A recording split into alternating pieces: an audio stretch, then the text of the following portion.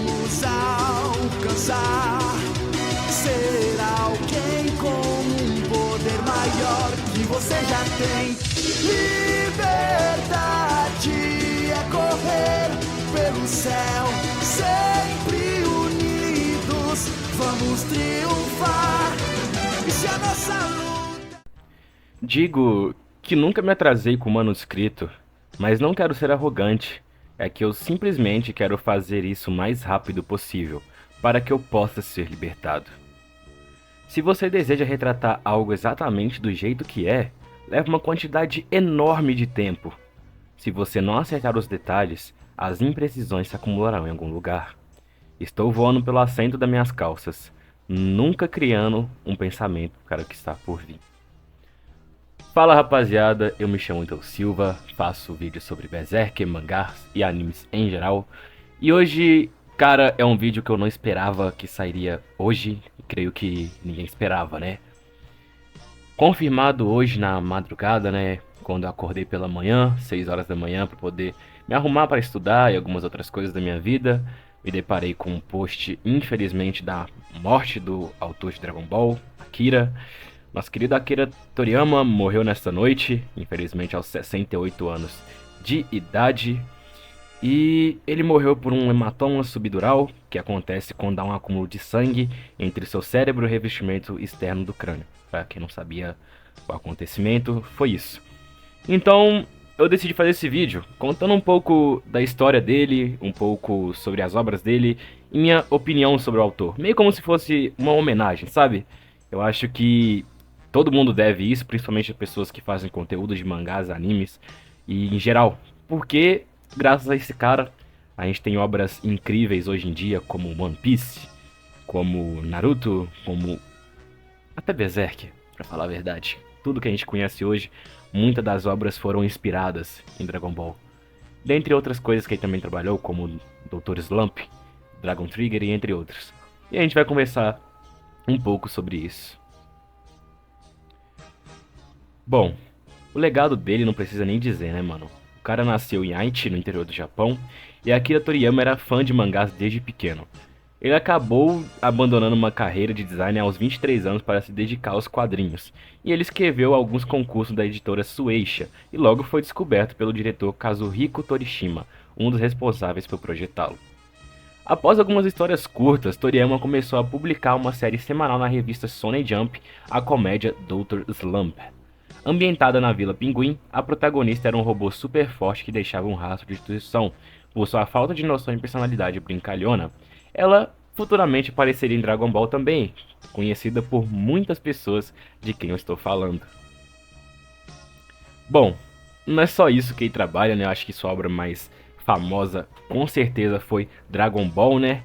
E, cara, sei lá, foi um baque muito grande pra mim isso nessa noite. Eu não sou muito, sabe, de falar de morte de pessoas famosas, não sou muito de comentar de morte de pessoas famosas, algo do tipo.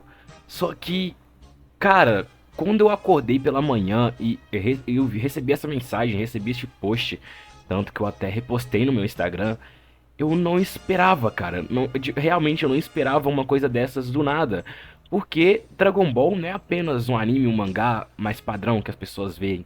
Mas sim, cara, é uma obra, uma coisa consumida por muitas pessoas, até pessoas que não acompanham esse mundo de animes e mangás.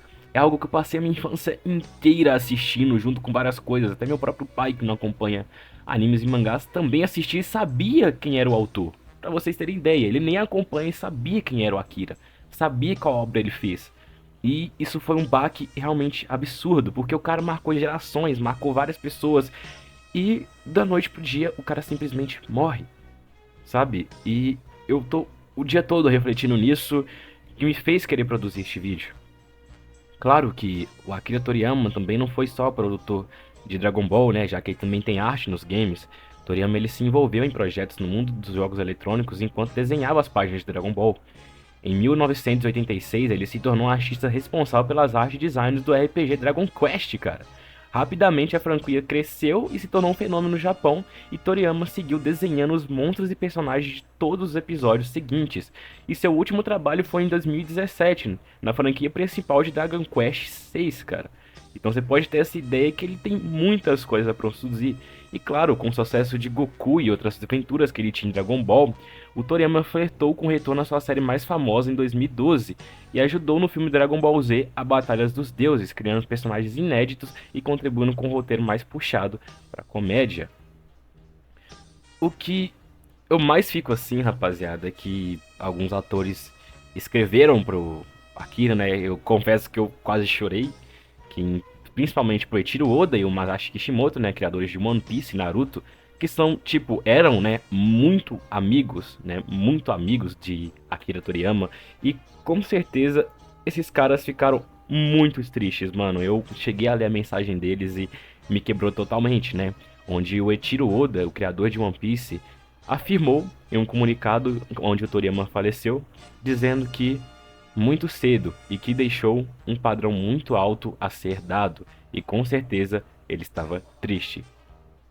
Ele era o deus da salvação do mangá, ele deus do mangá. Masashi Kishimoto fala sobre isso, criador de Naruto, e lamenta a morte muito do Akira Toriyama, que considerava como seu professor e seu guia. Bom, a sua própria editora Shueisha disse que em comunicado que estavam profundamente entristecidos com a notícia repentina de sua morte. Cara, eu quero puxar muito pra esse lado aqui, né, dos autores que se motivaram no Akira Toriyama.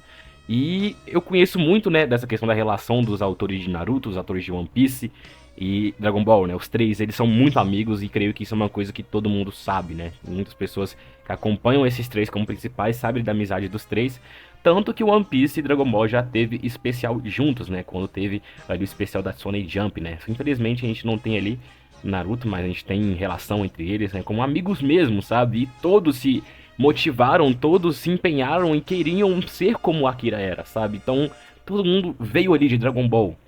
Por isso que quando sempre me perguntam qual foi o maior anime do mundo, eu não falo o melhor, porque minha opinião, eu acho que o melhor vai de opinião em opinião pra cada, sabe? Mas o maior, com certeza foi Dragon Ball. Com certeza ele marcou gerações, marcou a forma como a gente vê animes hoje em dia, vê um mangá, a gente lê, a gente pega, o conhecimento, a popularidade veio por causa de Dragon Ball. Afinal, Dragon Ball é uma coisa que todo mundo conhece, seja seu pai, seu tio, entendeu? As pessoas mais próximas de você. É algo que todo mundo sempre vai conhecer. Ele teve um velório com uma despedida discreta, e o velório aconteceu de maneira reservada para a família, claro. O Akira Toriyama nasceu em Nagoya, né, no Japão, em 5 de abril de 1955. Ele deixou um filho chamado Sasuke e a esposa Nachi Mikami. E o que eu tenho de sentimento agora, depois de tudo isso, né, que eu ouvi hoje, depois de tudo isso que levamos hoje em consideração, é um sentimento de vazio, cara, de entender que, da mesma forma que foi em 2021 com o autor de Berserk, o Kentaro Miura, eu volto com Akira Toriyama. É um vazio gigante. Não conhecia, sabe?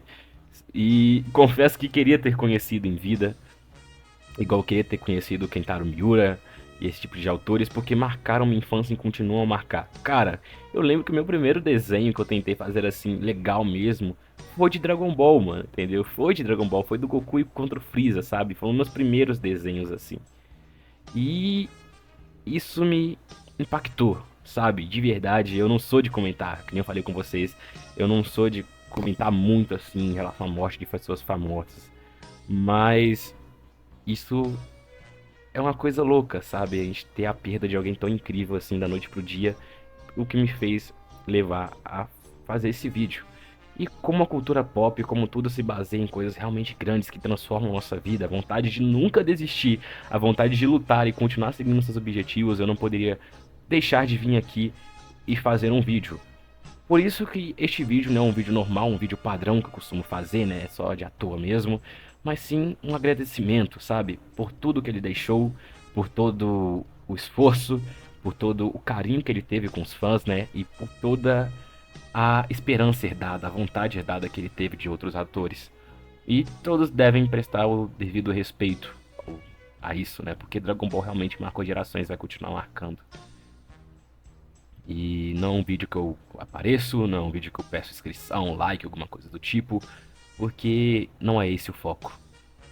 Então, o que eu deixo pra vocês é o seguinte: realmente, muito obrigado, Akira, por todo o trabalho, por todo o trajetória de Dragon Ball. E o vazio que você deixa pra gente hoje é muito grande. Obrigado. Pois, basicamente com tudo, escolho meus critérios com base no que pode ser fácil. Se eu fizesse do mundo real o cenário, teria que desenhar olhando para matérias de referência para as coisas como prédios e veículos. Quando você faz isso, as pessoas reclamam, mesmo que seja um pouco errado. Son Goku de Dragon Ball não luta pelo bem dos outros, mas porque quer lutar contra caras fortes. Então, uma vez que Dragon Ball foi animado de qualquer forma, eu sempre fiquei insatisfeito com o retrato do tipo herói justo que deram a ele. Afinal, ele é só um cara que deseja lutar. Podia-se ver ao longe um grande resplendor, onde havia desaparecido a figura de um grande guerreiro. Seu nome era Vegeta, o príncipe dos Saiyajins, que foi extremamente orgulhoso.